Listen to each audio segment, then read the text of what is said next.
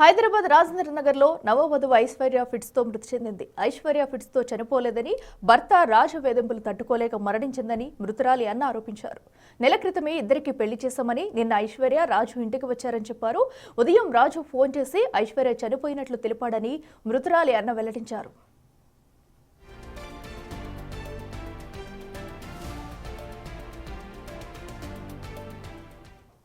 తమ కూతురు ఐశ్వర్యది ముమ్మాటికి హత్యని తండ్రి లక్ష్మయ్య అన్నారు. రాజు టార్చర్ పెట్టేవాడని, డబ్బుల కోసమే తమ కూతురిని హత్య చేశాడని ఆవేదన వ్యక్తం చేశారు. మరింత సమాచారం మా ప్రతినిధి అనిల్ అందిస్తారు.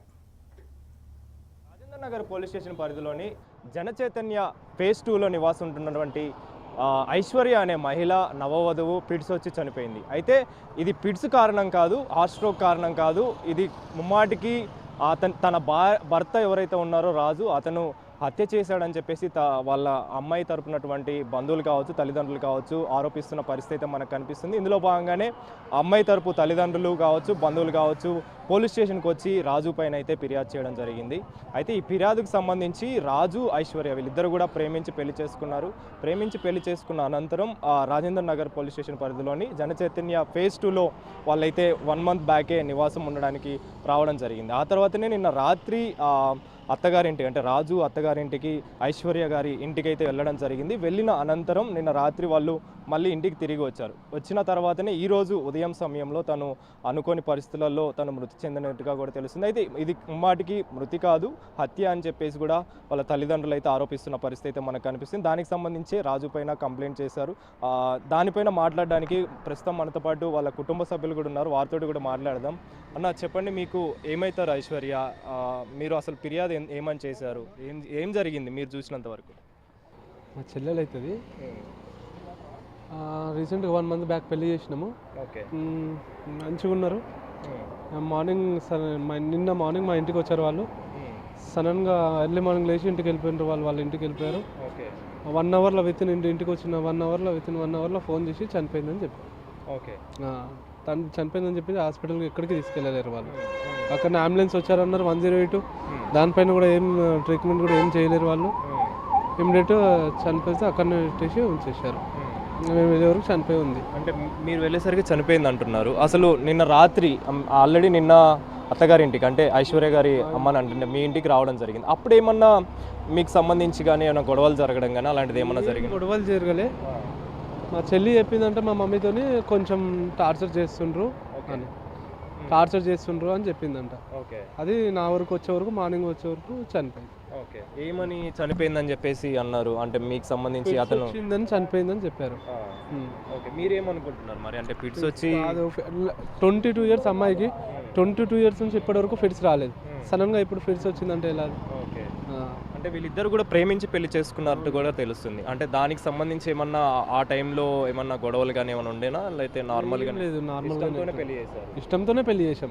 ఎట్లాంటి డిస్టెన్స్ ఏం లేదు. వెళ్ళిపోయారు. ఇవాళ కాకుండా రేపైనా చేయాల్సిందని చెప్పి చేసాము. మంచిగా ఉంటారు అనుకున్నాం. మరి అంతకుముందు అంటే 1 మంత్ అవుతుంది పెళ్ళి అయినప్పుడు, అప్పటి నుంచి ఇప్పటి వరకు కూడా అంటే ఎలాంటి హెల్త్ ఇష్యూస్ లేవు అని చెప్పేసి మీరు చెప్తున్నారు. మీరు ఎలాంటి అనుమానం వ్యక్తం చేస్తున్నారు? అసలు ఏం జరిగిందని మీరు అనుకుంటున్నారు? నాకు కరెక్ట్గా తెలియదు అసలు ఏం జరిగింది, లొల్లి ఏం నడుస్తుంది వాళ్ళ దగ్గర అని. లొల్లి ఏం తెలీదు. నేను నార్మల్గా ఇప్పుడు మార్నింగ్ చెప్పిండు కొట్టిండని చెప్తే సరే అని. ఎప్పుడు కొట్టారని చెప్పేసి చెప్తారు? అంటే ఒక 1 వీక్ బ్యాక్. ఓకే, 2 సార్లు కొట్టిందంట. తండ్రి కూడా ఉన్నారు, ఆరితోటి కూడా మాట్లాడదాము. మీతో ఏమన్నా మాట్లాడారా అండి? ఈ అంటే చనిపోక ముందు ఏమైనా చెప్పడం జరిగిందా? నన్ను కొట్టిండు. ప్రతిదానికి సమోసాలు ఇప్పి సమోసాలు అడిగినంత మాత్రమే అట్లా ఆశం పైసా రప్పరప్ప కొట్టడం, ఏది అడిగినా కూడా కొట్టకమే సులువు చేసుకోం అని చెప్పింది. ఇంకా అట్లా మళ్ళీ చెప్పినాక మళ్ళీ ఏం భయం పెట్టిండ్రు ఏ సంగతి తెలియదు.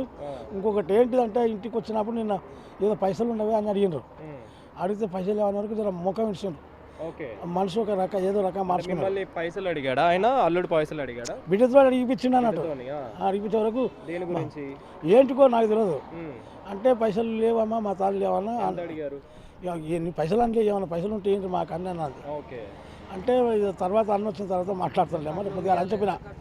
కట్నం కూడా ఏమై ఇస్తారా ఇలా అంటున్న మాట అనుకొచ్చిండ్రు. తర్వాత తల్లి కూడా ఇంకా ఏం కట్నం ఇచ్చిన లేక పెద్ద మాట్లాడతారు అట్లా ఇట్లా అంటాను కూడా అని టార్చర్ పెట్టిండ్రు. ఆమెను టార్చర్ పెట్టి ఇంటికాడ నుంచి తోలుకొచ్చిండ్రు.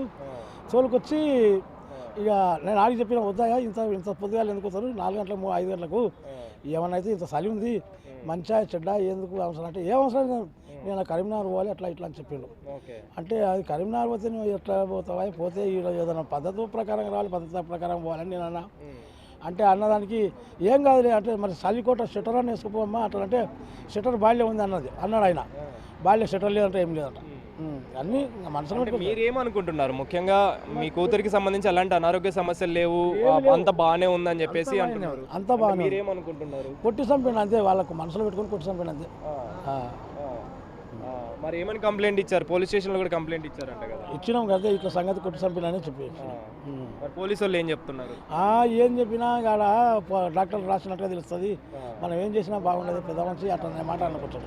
మొత్తానికైతే ఐశ్వర్య మృతి మాత్రం హత్యనే ముమ్మాటికి కొట్టి చంపారని చెప్పేసి కూడా వాళ్ళ తల్లిదండ్రులు అయితే ఆవేదన వ్యక్తం చేస్తున్న పరిస్థితి అయితే మనకు కనిపిస్తుంది. ముఖ్యంగా రాజేంద్ర నగర్ పోలీస్ స్టేషన్ పరిధిలో జనచైతన్య ఫేజ్ 2లో అయితే వీళ్ళు గత నెల క్రితమే రావడం జరిగింది. అంటే ప్రేమించి పెళ్లి చేసుకోవడం జరిగింది. ఆ తర్వాత జూబ్లీహిల్స్లో నివాసం ఉన్నటువంటి వాళ్ళ తల్లిదండ్రుల దగ్గరికి అంటే అత్తమామ దగ్గరికి అయితే నిన్న వెళ్ళడం జరిగింది. వెళ్ళిన తర్వాత ఉదయం తెల్లవారుజామున వాళ్ళు ఇంటికి వచ్చే సమయంలో వచ్చారు. ఆ తర్వాత ఆమె పని కోసం అని చెప్పేసి రెడీ అవుతున్న క్రమంలో తను పిట్స్ వచ్చి చనిపోయినట్టుగా కూడా రాజుకు సంబంధించి వాళ్ళ బంధువులకు సంబంధించి తెలుపుతున్న పరిస్థితి మనకు కనిపిస్తుంది. కానీ ఇది ముమ్మాటికి హత్యనే, కొట్టి చంపారని చెప్పేసి మాత్రం ఐశ్వర్య తల్లిదండ్రులు చెప్తున్న పరిస్థితి మనకు కనిపిస్తుంది. అంటే పోస్ట్ మార్టం పూర్తయిన తర్వాత రిపోర్ట్స్ వస్తే మాత్రమే మనకి ఈ విషయాలన్నీ కూడా వెలుగులోకి వచ్చే అవకాశం అయితే మనకు కనిపిస్తుంది. కెమెరా పర్సన్ వినోద్తో కలిసి Anil, big TV, Rajendra Nagar police station నుంచి.